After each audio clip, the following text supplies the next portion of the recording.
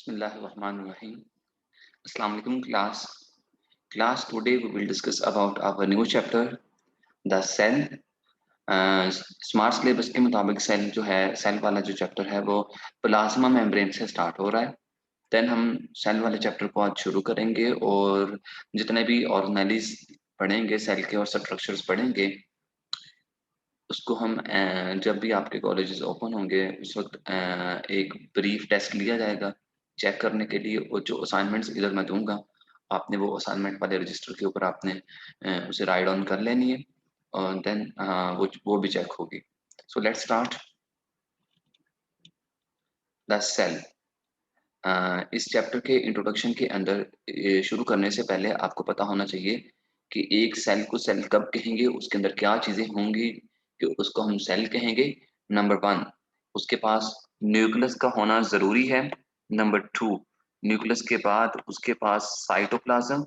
Number three, cytoplasm के बाद आ जाता है आपका सेल मेम्ब्रेन।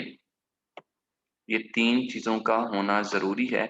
अगर ये तीनों चीजें नहीं होंगी देन सेल सेल नहीं कहलाएगा। सो सेल के को हम किस ऑर्गेनेली को स्टडी करने से पहले हम सेल के जितने भी पार्ट्स है उसको हम टू कैटेगरी के अंदर डिवाइड कर लेते हैं। नंबर वन आ जाते हैं उसके स्ट्रक्चर्स आ जाते हैं। नंबर टू आ जाते हैं ऑर्गेनेलीज आ जाते हैं। ठीक है, स्ट्रक्चर के अंदर मजीद सेल के जो स्ट्रक्चर्स है वो फोर है, मेजर फोर स्ट्रक्चर्स हैं सेल के।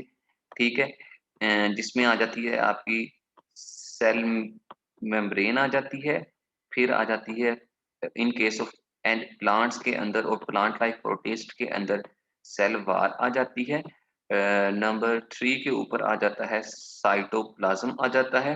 उसके बाद साइटोप्लाज्म के बाद आ जाता है साइटोस्केल्टन आ जाता है, सी एस इसको मैं लिखूंगा, साइटोस्केल्टन आ जाता है। ठीक है, जो आपने 9th क्लास के अंदर पढ़ा था। बाकी इसके अलावा जितनी भी चीजें होंगी माइटोकॉन्ड्रिया, क्लोरोप्लास्ट और जितने भी बाकी ऑर्गेनेलिज राइबोसोम्स उसमें आ जाते हैं वो सेल के ऑर्गेनेलिज हैं। सो आज जो हमने पढ़ना है प्लाज्मा मेम्ब्रेन जिसको हम सेल मेम्ब्रेन भी कहते हैं, क्यों आपने डिफरेंस लिखना असाइनमेंट के रजिस्टर के ऊपर, प्लाज्मा मेम्ब्रेन और सेल मेम्ब्रेन में क्या डिफरेंस है। ठीक है, ये आप लोगों ने ऑलरेडी 9th क्लास के अंदर पढ़ के रखा हुआ है, आपने ये मजीद डिफरेंसेस लिखने हैं इसमें। ठीक है, प्लाज्मा मेम्ब्रेन और सेल मेम्ब्रेन में क्या डिफरेंस है। So let's start. आज की जो आउटलाइन है, आज जो हम पढ़ेंगे, नंबर वन पढ़ेंगे डिस्कवरी पढ़ेंगे। Number two location, cell membrane कहाँ या प्लाज्मा मेम्ब्रेन कहाँ लोकेट करती है।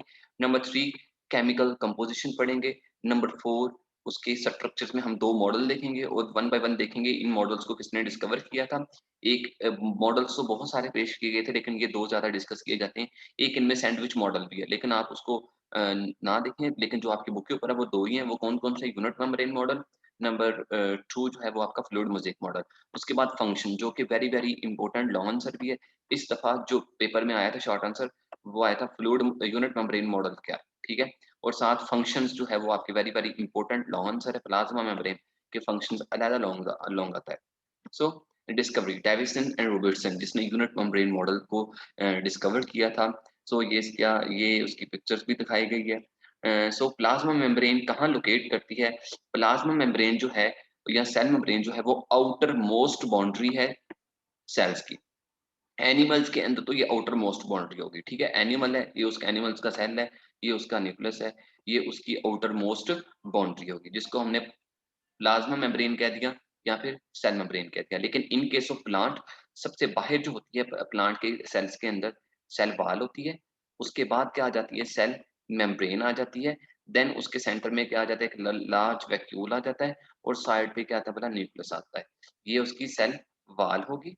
ठीक है, और ये उसकी सेल सेकंड, प्लांट और प्लांट लाइक प्रोटिस्ट के अंदर जो आउटर मोस्ट बाउंड्री है वो सेल वाल होगी और सेकंड नंबर के ऊपर क्या होगी बोला, सेल मेम्ब्रेन होगी। ठीक है, और लेकिन एनिमल और एनिमल लाइक प्रोटिस्ट के अंदर ये आउटर मोस्ट बाउंड्री है सेल्स की, ये इसकी लोकेशन होगी। देन इस केमिकल कंपोजिशन का, सेल मेम्ब्रेन किन किन चीजों से मिलकर बनी होती है और ये इधर भी बताया गया। However in most plant cell it is covered by cell wall, यानी कि सेल मेम्ब्रेन जो है वो किससे मिलके बनी, सेल मेम्ब्रेन को किसने कवर किया था प्लांट के अंदर, सेल वॉल ने कवर करके रखा हुआ था। सो केमिकल कंपोजिशन में आ जाते हैं लिपिड्स और प्रोटीन्स आ जाती हैं। लिपिड्स जो है वो 60 to 80% होते हैं प्रोटीन जो होती है वो 20 टू 40% होती है और small amount of carbohydrate present होते हैं जो इन दी फॉर्म ऑफ ग्लाइकोप्रोटीन, जिसको हमने ऑलरेडी पढ़ के रखा हुआ है, कॉन्जुगेटेड मॉलिक्यूल्स की फॉर्म में प्रेजेंट। कॉन्जुगेटेड मॉलिक्यूल जिसमें दो मॉलिक्यूल्स आपस में मिलके रहते हैं, उनमें से आ जाते हैं ग्लाइकोप्रोटीन आ जाती हैं, ग्लाइको जीपी मैं इसको लिखूंगा, ग्लाइको प्रोटीन है, और ग्लाइको लिपिड्स आ जाते हैं आपके, ठीक है। ये बुक के ऊपर तो इसकी परसेंटेज नहीं बताई हुई, लेकिन आपने इंफॉर्मेशन के लिए याद रखनी है 2 to 10% होते हैं, और ये दोनों आपके वेरी वेरी इंपॉर्टेंट एमसीक्यूज है। सो स्ट्रक्चर के अंदर दो तरह के मॉडल आते हैं, यूनिट मेम्ब्रेन मॉडल। सबसे पहले हम देखेंगे यूनिट मेम्ब्रेन मॉडल है क्या। यूनिट मेम्ब्रेन मॉडल ये है कि ये भी एक लिपिड की लेयर है और ये भी एक लिपिड की लेयर है। इसको बाहर किसने कवर किया हो, कंटीन्यूअस प्रोटीन की लेयर ने कवर किया हुआ है, ठीक है। प्रोटीन की जो लेयर है वो उसने किसको कवर किया हुआ, लिपिड्स की लेयर को कवर करके रखा हुआ है, सही है। लिपिड्स की दोनों लेयर है और लिपिड जो है वो सैंडविच है बिटवीन द प्रोटीन लेयर, ठीक हो गया। Many biologist contribute to establish structure organization of cell membrane. बहुत सारे बायोलॉजिस्ट ने कोशिश की थी, लेकिन it was proposed that cell membrane is composed of lipid bilayer sandwich between inner and outer layer protein, यानी कि दो प्रोटीन्स लिपिड्स की लेयर है, उसको किसने कवर करके रखा हुआ है, पहला प्रोटीन ने, और प्रोटीन जो है वो कंटीन्यूअस है, ये नहीं कि इस तरह नहीं होगा, ये भी लिपिड की लेयर है, ये भी लिपिड की लेयर है, ये कुछ प्रोटीन के मॉलिक्यूल इधर पड़े होंगे, कुछ प्रोटीन के मॉलिक्यूल इधर पड़े होंगे, इस तरह नहीं होगा। जो यूनिट मेम्ब्रेन मॉडल के मुताबिक है, लिपिड्स की जो मेम्ब्रेन है उसको कवर करके रखा हुआ है प्रोटीन की लेयर ने, और प्रोटीन की जो लेयर है वो कंटीन्यूअस है, यानी कि जिसे कहते हैं कंटीन्यूअसली अरेंज्ड है, सेगमेंटेड की फॉर्म में अरेंज नहीं है। ये डायग्राम में भी दिखाया गया है, ये आपके लिपिड्स हैं, हमने फॉस्फोलिपिड पढ़े हुए थे, ठीक है, और ये लिपिड्स हैं, और ये बाहर जो ब्लैक कलर की ये प्रोटीन का कोट हो गया, ठीक है, अंदर इसके नीचे भी प्रोटीन का एक कोट होगा, lipid bilayer sandwich between protein coat. ये किसने पेश किया था, रॉबर्टसन ने पेश किया था, डेविसन एंड रॉबर्टसन ने। और फ्लूइड म्यूजिक मॉडल को सिंगर और निकलसन ने डिस्कवर किया था 1972 के अंदर, और उसने कहा था बायोलॉजिकल जो मेम्ब्रेन है वो टू डायमेंशनल लिक्विड के ऊपर मुश्तमिल होती है, और वो सारा का सारा लिपिड और प्रोटीन के ऊपर मुश्तमिल होता है, ठीक है। लिपिड जो है उसमें फॉस्फोलिपिड्स होते हैं, जिसमें ये उसका हेड होगा और ये उसकी टेल होगी। हेड जो होगा वो उसका होगा हाइड्रोफिलिक, मीन्स दैट वाटर के अंदर डिसॉल्व हो जाएगा। टेल जो होगी वो हाइड्रोफोबिक, जो वाटर के अंदर डिसॉल्व नहीं होगी, ठीक हो गया। और विद नो प्रोटीन कोट, ये बात आपने याद रखनी, प्रोटीन कोट इस तरह नहीं होगा, आगे जाकर मैं आपको बताऊंगा। ये अगर लिपिड बाई लेयर है, इस तरह कुछ प्रोटीन के मॉलिक्यूल इधर पड़े होंगे, कुछ प्रोटीन के मॉलिक्यूल इधर पड़े होंगे, इस जिस तरह यूनिट मेम्ब्रेन में मॉडल पढ़ा था आपने कि लिपिड की ये मेम्ब्रेन है, बाई लेयर है, उसके बाहर भी क्या प्रोटीन का कोट है, इस तरह नहीं होगा, बल्कि फ्लूइड मोज़ेक मॉडल के अंदर लिपिड बाइलेयर होती जरूर है, उसको कवर प्रोटीन के कोट ने नहीं किया होता, और प्रोटीन के मॉलिक्यूलर प्रेजेंट जरूर होते हैं, और किसकी फॉर्म में होते हैं, मतलब ग्लोबुलर फॉर्म में होते हैं, ग्लोब की फॉर्म में होते हैं, और सेगमेंटेड में कुछ सेगमेंटेडली अरेंज होते हैं, यानी कि अगर कुछ प्रोटीन इस तरह अरेंज होगी सेंटर में, और कुछ प्रोटीन जो होगी वो पेरिफेरल अरेंज होगी, किनारों में अरेंज होगी, कुछ सेंट्रल अरेंज होगी, सही हो गया। Fluid music model, the modern technology has revealed that lipid bilayer are not sandwich between the two protein layers. ये उसने कहा, फ्लूइड म्यूजिक मॉडल ने आके सबसे पहले यही कहा था सिंगर और निकलसन ने कि जो लिपिड की लेयर है वो सैंडविच नहीं है प्रोटीन के कोट के साथ, प्रोटीन आर नॉट कंटीन्यूअस उसने कहा, और नॉट आर नॉट कन्फाइंड, और लिमिटेड भी नहीं है सेल मेम्ब्रेन के ऊपर, बल्कि वो एम्बेडेड है, अंदर धंसे हुए हैं लिपिड की लेयर के अंदर। ये लिपिड की लेयर होगी और उसके अंदर प्रोटीन के जो पार्टिकल्स होंगे, प्रोटीन के जो फ्रेगमेंट्स होंगे वो अंदर की तरफ धंसे हुए होंगे, और ये ज्यादा मॉडल एक्सेप्टेबल था, और इसको सिंगर और निकलसन ने डिस्कवर किया था। सो ये जैसा कि इधर भी दिखाया गया है, ये लिपिड की बाइलेयर है, आपको नजर आ रही होगी, और ये प्रोटीन इंटेग्रल प्रोटीन जिसको हम कहते हैं जो सेंटर में अरेंज है, और ये पेरिफेरल प्रोटीन है जो कि बाहर की तरफ अरेंज होती है, ये पेरिफेरल प्रोटीन उसने दिखाई दी हुई है जो बाहर ऊपर ही रहती हैं, और ये ग्लाइकोप्रोटीन है और ये ग्लाइकोलिपिड है, ठीक हो गया, जो कि बाइलेयर के साथ अटैच होते हैं। इनका काम होता है सेंस करना, केमिकल सेंसिंग करना। मैं इधर सी एस लिख देता हूँ, सी एस का मतलब है केमिकल सेंसिंग करना। केमिकल सेंसिंग का मतलब क्या है, सपोज करें ये दो सेल है, ठीक है ना, ये सेल जो है ये टॉक्सिक मटेरियल रिलीज कर रहा है, इस सेल को कैसे पता चलेगा, उसकी मेम्ब्रेन के ऊपर क्या लगा होगा, ग्लाइकोप्रोटीन और ग्लाइकोलिपिड्स लगे होंगे, जो कि सेंस करेंगे कि बाहर जो एनवायरनमेंट है वो ठीक भी है या नहीं ठीक। सो नेक्स्ट आ जाता है फंक्शन।